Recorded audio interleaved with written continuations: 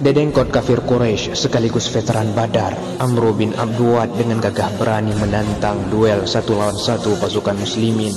Saat itu, seorang pemuda belia, badannya amat kecil jika dibandingkan dengan kekarnya otot sang penantang.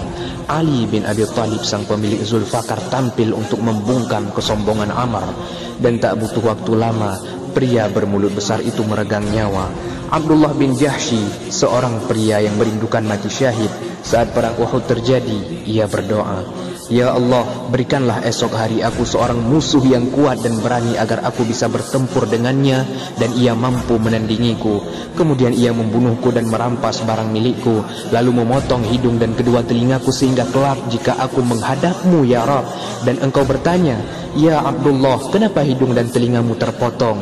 Maka aku akan menjawab, "Karena engkau dan Rasulmu." Sahabat, tak cukupkah ini sebagai bukti bahwa keberanian mereka, para sahabat Nabi, laksana gunung yang menjulang tinggi?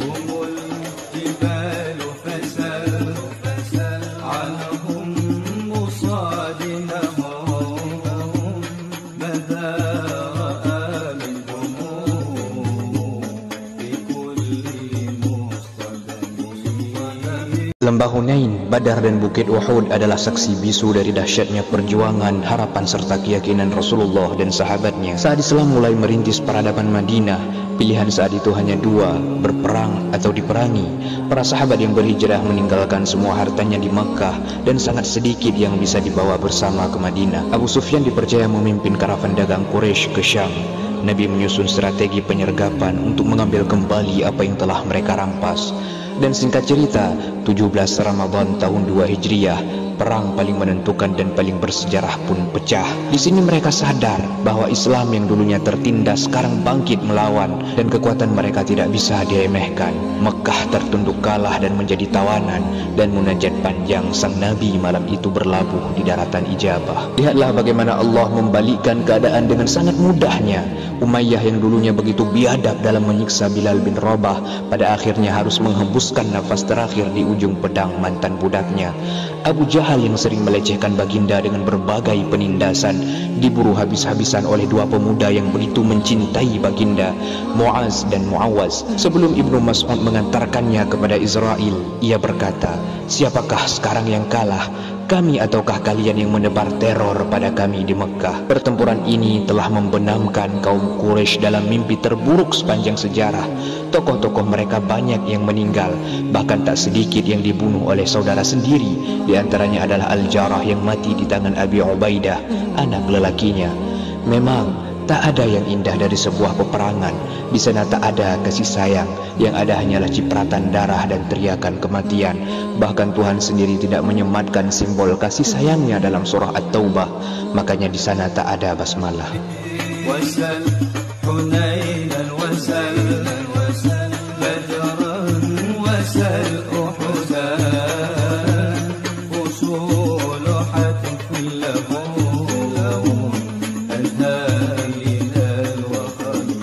Kekalahan selalu memantik hasrat balas dendam. Setelah dipermalukan di Badar, kaum Quraisy menagih janjinya setahun lalu. Genderang perang kembali ditabuh. Di awal pertempuran, kaum muslimin berhasil menekan kaum Quraisy dan mereka pun kabur. Namun, para pemanah tidak amanah. Mereka turun meninggalkan posnya dan kaum kafir memanfaatkan momen itu untuk melakukan counter attack. Keadaan pun berbalik 180 derajat. Bukit Uhud menjadi saksi bahwa Nabi kita hanyalah seorang manusia, bukan Tuhan yang Maha Kuasa, pemegang takdir absolut semesta. Mengisahkan perang ini berarti memutar kembali memori kesedihan dan luka yang mendalam. Tentunya tak ada yang lebih menderita ketimbang baginda. Bagaimana tidak, Hamzah sang paman tercinta mati mengenaskan, bahkan hatinya dimakan oleh wanita sinting bernama Hindun. Namun, dari perang ini kita dapat mempelajari akan arti cinta yang tak sederhana. Cinta yang membuat Talha sanggup menahan tebasan pedang Ibnu Qami'ah agar tidak mengenai baginda hingga hampir semua jemarinya putus. Dan dalam kondisi seperti itu, Talha masih kuat menggendong Nabi SAW di punggungnya, merangkak hingga mencapai puncak yang diinginkan. Cinta yang mampu membuat Abu Dujanah menjadikan punggungnya sebagai tameng untuk melindungi Nabi SAW. Meskipun beberapa anak panah mengenai punggungnya, dia sama sekali tidak bergeming. Cinta yang membuat Nusaybah mengalami 12 luka tusuk akibat sabetan pedang dan tikaman tombak karena melindungi Nabi. Namun ia masih sanggup berucap, "Aku tak peduli apapun yang menimpaku di dunia ini." Dan cinta yang membuat Hindun, istri Amr bin Al-Jamuh, merelakan kematian suaminya dan 3 anak lelakinya tepat di depan matanya, sedangkan ia tidak bergeming dari melindungi baginda. Dan karena cinta tersebutlah kita menyaksikan Hanzalah bangkit dari pangkuan wanita yang baru saja dinikahinya dan terpilih mati syahid dalam keadaan berjunub hingga jenazahnya dimandikan oleh para malaikat. Lewat perang Uhudlah Allah membersihkan orang-orang beriman dari kotoran kaum munafik, membersihkan para pemberani dari para pengecut, dan membersihkan orang-orang yang benar-benar mencintai Rasulullah dari mereka yang memendam penyakit di dalam hatinya. Wallahu a'lam. Jika kenyamanan bisa membuat manusia terlelap serta menjadi lemah dan manja, maka ganasnya alam sanggup mengubah mereka menjadi binatang buas. Hal ini sudah lebih dari cukup untuk menempa sahabat Nabi untuk menjadi manusia yang paling lihai menghunuskan pedang-pedangnya. Mereka dididik oleh badai dan dibesarkan oleh perang. Walau tidak semua demikian, namun kejamnya kehidupan gurun terbukti sukses melahirkan manusia tangguh seperti Ali, Khalid bin Walid, Abu Dujanah, Ka'ka' bin Amr, dan banyak lagi. Tahukah anda, Ali yang dihadiahi pedang bermata 2 oleh baginda pernah mengangkat pintu Khaybar yang ukurannya 3 kali tinggi orang dewasa dengan berat 900 kg. Di perang Mu'tah, Khalid bin Walid tampil sebagai komandan dengan strategi brilian. Entah semengerikan apa ia membabat leher-leher orang-orang Roma sehingga 9 pedangnya patah. Karena itulah ia dijuluki Saifullah Al-Maslul, dan berkat taktik gerilyanya, pertempuran 1:50 itu berhasil dimenangkan. Sebelum perang Uhud pecah, Rasulullah menawarkan sebuah pedang, dan di antara 1000 sahabat yang hadir, hanya Abu Dujanah yang berani menerimanya. Ia merangsek ke dalam kecamuk perang, semangatnya meledak-ledak, dan beliaulah penyebab perang Uhud sempat dimenangkan sebelum Khalid membalik keadaan. Hatinya seteguh karang samudra, bersamaan dengan leher kaum kafir yang berjatuhan, tali serban merahnya meliuk gagah dihempas angin Sahara.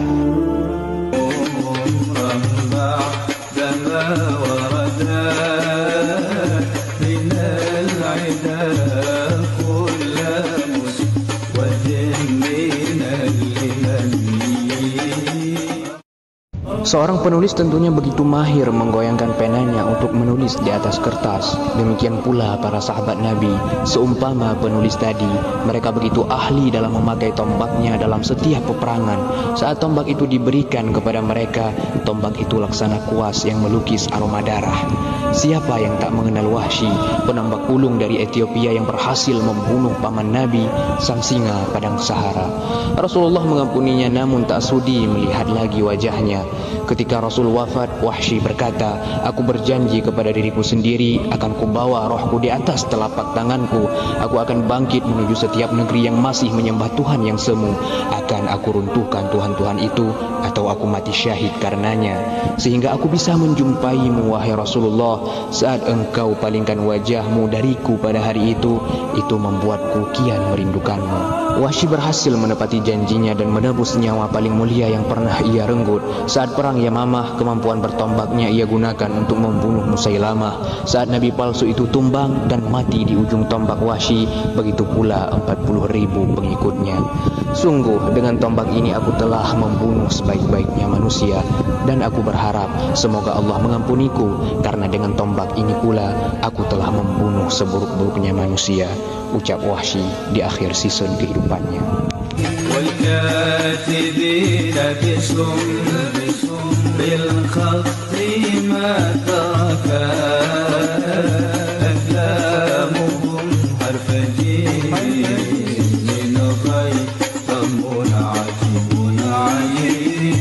Setelah penjelasan panjang lebar tentang sikap para sahabat, ketegasan mereka dan sifat keras mereka, mungkin ada di antara kita yang latah-latah menyimpulkan bahwa mereka adalah manusia kejam berwatak keras. Namun Anda salah, karena sesungguhnya sikap mereka itu hanya mereka tunjukkan di hadapan musuhnya. Karena saat bergaul dengan sesamanya, mereka laksana mawar yang memancarkan keharuman dan keindahan. Mereka seperti orang berbeda, sifat mereka amat lembut laksana para wanita. Hal ini wajar karena seandainya mereka bersikap lembek terhadap musuhnya, mereka tak akan disegani. Islam tak akan menjulang tinggi dan mereka akan kembali ditindas. Para sahabat Nabi saking besarnya rasa cinta kepada saudara seiman mereka, mereka rela kelaparan demi saudaranya yang kenyang. Bahkan saat kaum Muhajirin hijrah dan ditolong oleh kaum Ansar, ada di antara mereka mengatakan, "Aku punya beberapa istri dan aku siap menceraikan istri terbaikku untuk kunikahkan denganmu jika engkau menghendakinya." Padahal mereka tidak pernah kenal sebelumnya.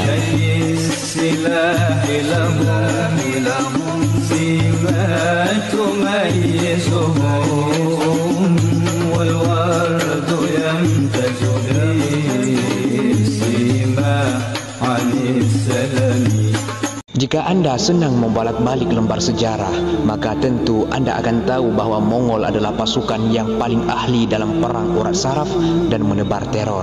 Saat mereka membumi hanguskan suatu kota dan memenggal setiap kepala penduduknya, kepala itu mereka susun layaknya sebuah piramida. Mereka tidak membunuh semuanya. Ada satu atau dua orang yang mereka sisakan dan biarkan kabur, agar sampai berita kepada bangsa lain bahwa betapa mengerikannya mereka. Berbeda dengan tentara Islam, dari buah kemenangan yang mereka peroleh di setiap medan laga, terkirimlah berita gembira kepada umat yang menanti kepulangan mereka, sehingga mereka mengira bahwa semua pahlawan-pahlawan yang berlindung di balik baju besinya seolah-olah bunga yang berlindung di balik kelopaknya, karena bunga yang terlindung akan selalu lebih indah dan harum daripada di luarnya. Dan lagi-lagi saya dibuat terkagum-kagum dengan indahnya bait yang Imam Busiri buat dengan kembali menggunakan beberapa metafora. Kami menyebutnya dengan majaz isti'arah. Dan kesimpulan bait ini adalah sahabat yang mulia yang senantiasa ditolong oleh Allah Ta'ala dengan pertolongan berupa angin kemenangan. Kemenangan tersebut membawa serta kabar kekukuhan dan ketangguhan mereka kepada pihak musuh, sehingga mereka menjadi semakin gagah, sedangkan pihak musuh semakin terongrong jiwa mereka. Wallahu a'lam bishawab. رياح النصر نشرهم فتحسب الزهر في الأكمام كل تمييز. Ternyata tidak hanya mahir menggunakan senjatanya, para sahabat Nabi juga sangat ahli dalam perihal menunggangi kuda perang. Di atas punggung kuda itu, bala tentara Nabi Muhammad SAW seakan pepohonan di atas bukit lantaran kekukuhan semangat mereka, bukan lantaran kencangnya pelana kuda. Dengan akar yang menghujam ke dalam tanah, pohon-pohon itu begitu tangguh sehingga tetap tegar walaupun seringkali dikoyak-koyak angin yang binal. Demikianlah pula dengan para sahabat Kanjeng Rasulullah sebagai pembela Islam, menyerupakan bala tentara Nabi Muhammad dengan pepohonan dan kuda-kuda dengan bukit-bukit tidak lain karena keteguhan hati dan kekuatan mereka menghadapi serangan-serangan musuh. Kalau para musuh berperang atas dasar kebencian yang bertalu-talu di dalam jiwa mereka terhadap baginda dan para sahabatnya, maka bala tentara Islam berperang murni demi tegaknya agama Islam yang menjunjung tinggi nilai-nilai luhur kemanusiaan.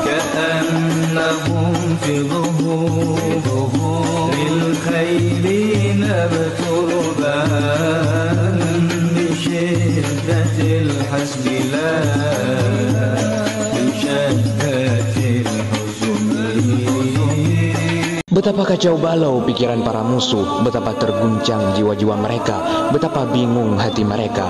Hal itu terjadi tidak saja ketika berperang, tapi bahkan sebelum peperangan berlangsung. Mengapa tidak? Sebelum Islam membuka sebuah daerah, sebelum Islam masuk dalam sebuah peradaban untuk menaklukkannya, Islam mengirim surat kepada rajanya, menawarkan 3 hal: masuk Islam, membayar pajak, atau berperang. Jika mereka memilih yang ketiga, mereka akan diberitahu sebuah fakta, sebagaimana yang pernah disampaikan oleh Khalid dalam orasi legendarisnya kepada Legium Romawi yang terkenal paling gagah perkasa. Wahai orang-orang Roma, sesungguhnya aku membawa kepada kalian sebuah pasukan yang mereka mencintai kematian melebihi cinta kalian terhadap kehidupan. Kerusakan dimensi batin para musuh sebelum berlangsungnya peperangan adalah bukti yang konkret dari wujud pertolongan Allah Ta'ala kepada bala tentara Nabi Muhammad. Sengaja ditanamkan oleh hadiratnya gejolak rasa takut di dalam jiwa-jiwa para musuh agar mereka sekecil apapun bisa menyadari bahwa kebenaran itu tidak bisa ditumpas dan tidak bisa dikalahkan. Sementara pada saat yang bersamaan, bala tentara Nabi Muhammad SAW itu dianugerahi kemenangan demi kemenangan agar mereka menyaksikan bahwa hal itu bukan murni merupakan prestasi mereka, tapi terutama karena pertolongan Allah Ta'ala. Wallahu a'lam bishawab.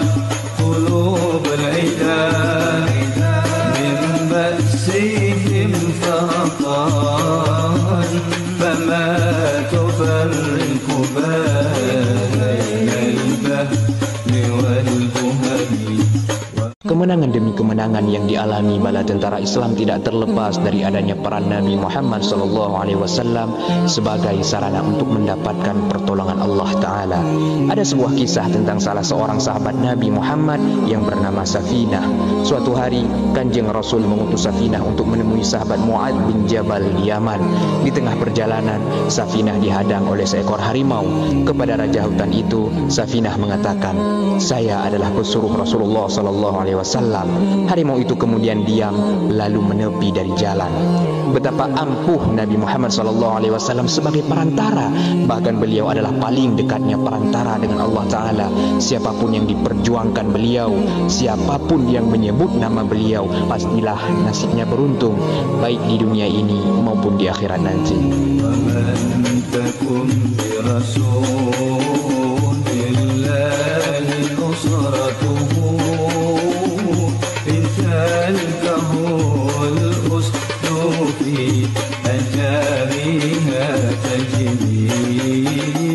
Engkau tidak akan menyaksikan siapapun yang dekat dengan Nabi Muhammad SAW tidak mendapatkan pertolongan. Engkau pun tidak akan menyaksikan siapapun yang memusuhi beliau tidak mengalami kehancuran. Karena itu, betapa sangat beruntungnya para sahabat baginda SAW. Di satu sisi, mereka memperoleh kemuliaan dan martabat yang tinggi di hadapan Allah Ta'ala lantaran hidup sezaman dan menjadi sahabat beliau. Namun, kedekatan yang dimaksud dalam bait ini tidak hanya terbatas kepada mereka yang hidup sezaman, bertetangga dan mengenal beliau, tapi karena pertalian batin dan relasi rohani yang begitu kuat dengan beliau, karena mencintai beliau walau hidup seseorang itu jauh setelah generasi beliau. Ketahuilah, sesungguhnya tidak ada dari seorang pun dari kekasih Allah yang tidak mendapatkan pertolongan dari Kanjeng Nabi. Syekh Ahmad bin Abdullah bin Hashim, seorang wali terkenal, beliau pernah berkata, tidak ada seorang wali kutub, wali autad dan wali imad yang memperoleh derajat kewaliannya kecuali karena sebab penghormatannya kepada Nabi dan mengagungkan syariatnya. Demikian pula dengan orang yang memusuhi beliau dengan mengingkari ajaran-ajarannya, walaupun dia hidup jauh setelah zaman beliau, tetapi hal itu merupakan malapetaka baginya. Imam Al-Haqqi menuturkan sebuah kisah di dalam Ruhul Bayan. Dihikayahkan dari salah satu pembesar ulama. Beliau bercerita, suatu ketika aku berada di majelis orang-orang lalai. Ada seorang di antara mereka yang berkata, tidak ada seorang pun yang dapat terlepas dari hawa nafsunya sekalipun itu si fulan, dan dia memaksudkan si fulan itu adalah Rasulullah. Kemudian aku pun menimpali pernyataannya itu, tidakkah engkau membaca suatu hadis dari baginda wahai lelaki? Rasul berkata, hubbiba ilayya min dunyakum thalathun, at-taibu wan nisa'u wa qurratu aini fis salati. Tidakkah engkau malu? Rasulullah tidak pernah mengatakan ahbabtu, namun beliau berkata hubbiba ilayya. Bagaimana mungkin seorang hamba dicela atas semua hal yang datangnya dari Allah? Ulama itu kembali melanjutkan ceritanya. Setelahnya aku didera oleh kegundahan yang luar biasa karena mendengar perkataan lelaki tadi. Aku pun bermimpi bertemu dengan baginda Nabi SAW. Beliau berkata kepadaku, janganlah engkau risau dan gundah, sungguh telah kami cukupi urusan lelaki itu. Keesokan harinya aku mendengar bahwa lelaki itu keluar hendak menuju sebuah perkampungan dan dia terbunuh di tengah perjalanannya. Na'udzubillah, summa na'udzubillah. Kita berlindung kepada Allah dari sikap meremehkan para nabi dan pewarisnya dari para ulama dan wali-wali Allah. Walan tara min waliyin ghaira muntasirin bihi wa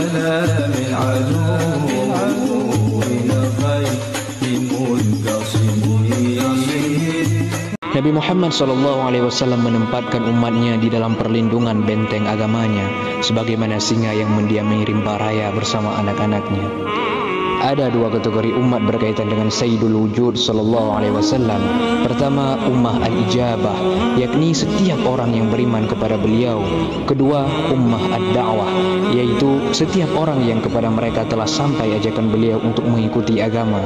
Nah, yang dimaksud umat pada bait puisi di atas tidak lain adalah pemahaman yang pertama, yakni mereka yang telah memastikan diri memeluk agama Islam dengan penuh kepatuhan dan ketulusan. Rasulullah SAW adalah seorang nabi terakhir yang sangat tangguh, lebih tangguh dibandingkan manusia manapun di dunia, dari manusia pertama hingga kapanpun. Demikian pula dengan agamanya. Islam merupakan benteng perlindungan bagi setiap pemeluknya. Siapapun yang mengikuti berbagai ajarannya dan mencontoh tauladan-tauladan beliau, berarti dia telah berada dalam benteng perlindungan itu. Wallahu a'lam bishawab.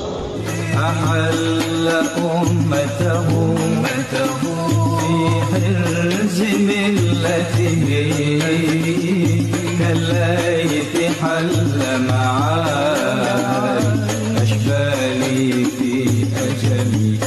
Sebagai bukti bahwa sampai kapanpun Islam tak akan pernah bisa dikalahkan dan bahkan selalu mendominasi setiap zaman adalah Al-Quran. Di saat sastra Arab tengah berada di puncaknya, kefasihan berbahasa menjadi kebanggaan terbesar dan lahir sebagai penyair adalah impian termulia. Al-Quran justru hadir membungkam mereka semua. Tidak ada bangsa yang memiliki gaya bahasa seindah dan sekompleks bahasa Arab. Wajar mereka bersikap jumawa dengan apa yang telah mereka capai. Dan dari seorang nabi yang ummi diturunkan kepadanya firman yang mampu membuat lidah yang paling fasih itu menjadi bisu. Kita mengenal mu'allaqat, mufaddaliyat, ayyuhat talalil bali dan mahwal filnya Musailamah yang kontroversial. Namun tidak ada satupun yang bisa menyaingi Al-Quran, bahkan yang ditulis jauh sebelum Al-Quran turun maupun setelahnya.